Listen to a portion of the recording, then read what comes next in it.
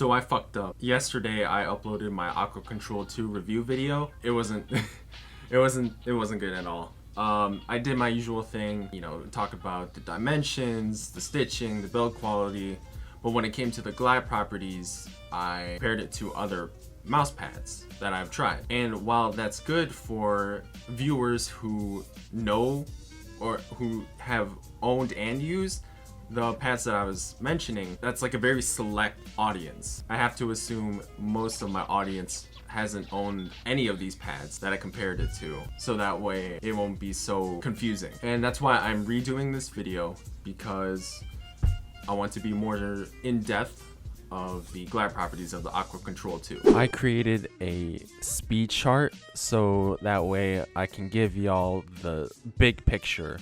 And in terms of a scholarly article, a peer-reviewed article, this is like the abstract part. So the Aqua Control 2, in terms of speed, I would put it right in the middle, exactly on hybrid. Definitely not a control pad, and definitely not a speed pad.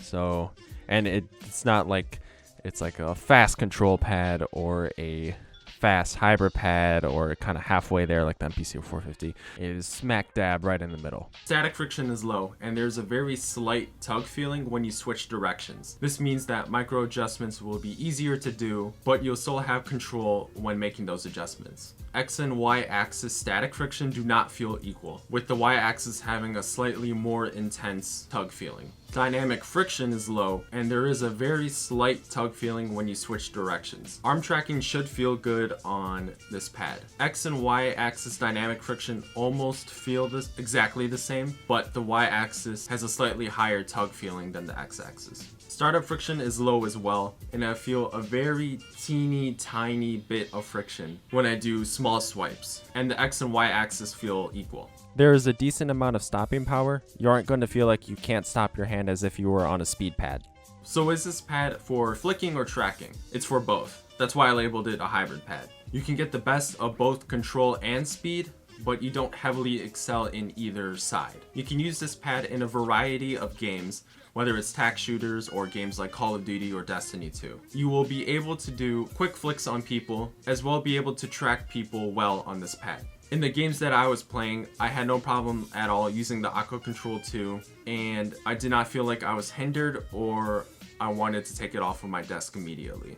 The dimensions of the pad are 450 by 400 millimeters, 500 by 500 millimeters, and 900 by 400 millimeters. The stitching is solid. If I had to compare it to a pad, I would compare it to the Odin Infinity, the version 1 of it. It's well built, it's solid, but it's not completely flush with the surface. The rubber base is pretty good.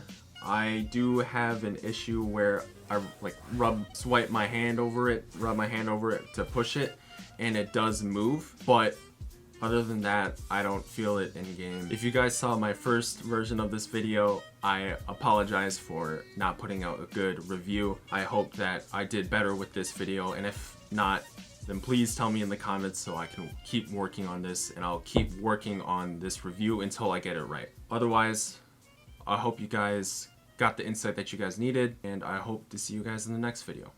See ya.